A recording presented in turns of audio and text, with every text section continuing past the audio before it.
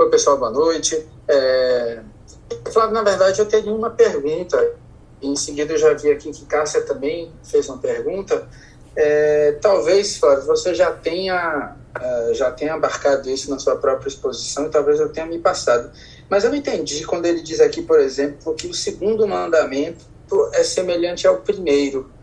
O que exatamente ele quer nos dizer? Porque me parece que são coisas bem distintas, né?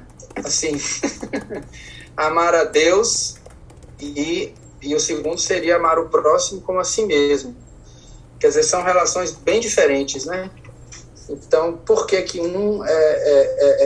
o segundo é semelhante ao primeiro? Que mensagem é que quer nos passar com isso, na verdade? Isso é super interessante, Daniel, porque de fato aí tá a chave, tá o segredo, né? O amor, como é algo do espírito e não do corpo, esse amor purificado não é uma coisa do corpo. Tem até um trecho de Kardec quando fala sobre os relacionamentos humanos, ele vai dizer, nunca te esqueças, aliás, os espíritos dizem a Kardec, nunca te esqueças que o amor é um elemento do espírito e não do corpo. E é comum as criaturas confundirem os desejos do corpo com o sentimento do amor. Aqueles que se amam se buscam, dizem os espíritos ainda Allan Kardec. Se buscam de tal forma que quando acaba a vida física pela morte do corpo, continuam se buscando.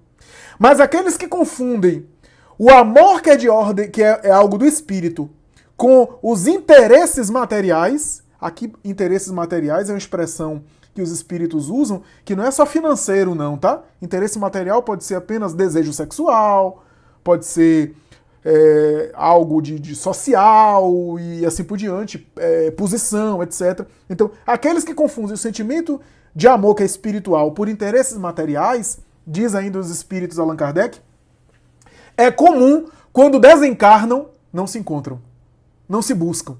Porque uma vez sem a matéria, não tem necessidade de se buscar. O que faziam eles se buscar eram os interesses da matéria. Olha só. Então, se o amor é um elemento espiritual, portanto divino,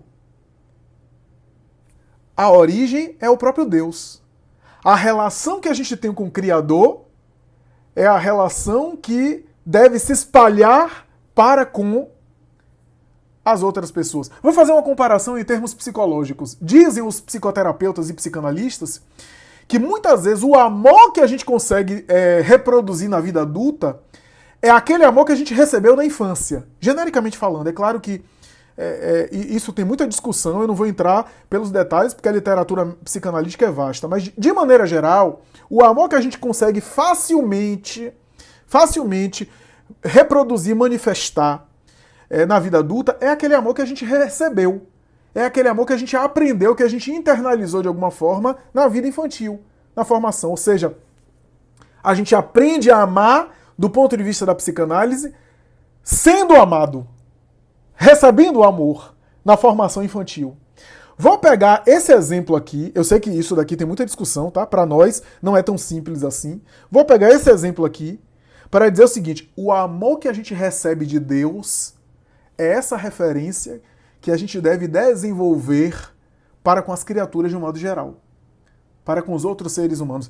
É a parábola dos devedores e credores. Quem lembra da parábola dos credores e devedores vai lembrar que os estudiosos do judaísmo ficaram espantados com o exagero absurdo que Jesus fez. E ele fez de propósito. Quem era da época entendeu que Jesus estava exagerando. Por quê? Porque o sujeito que devia ao Senhor devia 2.000 talentos. E quando o senhor de terras perdoa ele sai do palácio e já sai do palácio pegando um sujeito que devia a ele, acho que era 50 denários. Pega o sujeito pela gola e leva até a justiça e coloca o sujeito de escravo para ele vender a mulher, filho, casa. Porque na época era o seguinte, se você tinha uma dívida e você não pagasse na data combinada, o sujeito poderia acionar a justiça e você tinha que pagar, mesmo que fosse se tornando escravo. As pessoas se tornavam escravos assim. Inclusive a família poderia ser vendida como escravo. Era um negócio sério na época. Então, o que é que acontece? O que é que os estudiosos perceberam? Que a dívida que esse homem tinha com o grande senhor de terras era 2.000 talentos. E ele cobrou 50 denários. Em cálculo atual... Tem uns estudiosos que tentam fazer o cálculo atual. O cálculo atual, só para você ter uma ideia, o cálculo atual é o seguinte. é que ele devia mais ou menos 300 milhões de reais, e o sujeito devia a ele uma coisa assim de um pouco mais do que um salário mínimo. Tá? 1.000 e poucos reais, 2.000 reais. Qual era a intenção de Jesus de colocar esses valores tão absurdos? É dizer o seguinte, que a nossa dívida para com Deus é impagável. A gente não tem como pagar. O que a gente deve, se for botar na ponta do lápis, o que a gente deve a Deus, a gente não tem como pagar. E a gente deveria agir assim para com o próximo.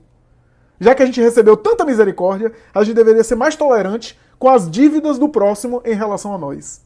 É essa a ideia da parábola dos credores e devedores. Depois pegue, inclusive Kardec colocou essa parábola no Evangelho segundo o Espiritismo, capítulo 11, né? Amar ao próximo como a si mesmo. Então, no fundo, Daniel, tem a ver com esse sentimento que é divino e que não apenas nos conecta a Deus, mas nos conecta com o próximo. No fundo, o que Kardec está dizendo é o seguinte: se o amor é um sentimento divino, e quando a gente ama profundamente, a gente não apenas sintoniza com Deus, mas acessa o divino que existe em nós, amar ao próximo é também se conectar com o divino do outro. É aquilo que a cultura oriental chama de namastê, né? O Deus que está em mim saúda o Deus que está em você. É mais ou menos a ideia que João, inclusive, colocou no seu evangelho, né? João diz assim no seu evangelho, melhor, na sua carta, ele diz assim: quem diz que ama a Deus e odeia o seu irmão é um mentiroso, porque como é que pode amar aquele que não conhece, desprezando aquele que conhece? Ou seja, o próximo é criatura, é criação de Deus.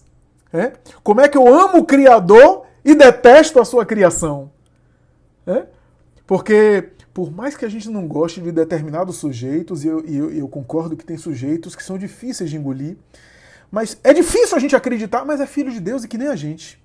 Então, no fundo, a gente é da mesma família, é irmão. É difícil aceitar isso em relação a algumas pessoas. Mas é verdade. Então, no fundo, Deus nos ama, mas ama o nosso inimigo também. Porque ele também é pai do nosso inimigo. É difícil engolir isso, mas é verdade. Não tem um pai do segundo casamento. É um pai só na criação.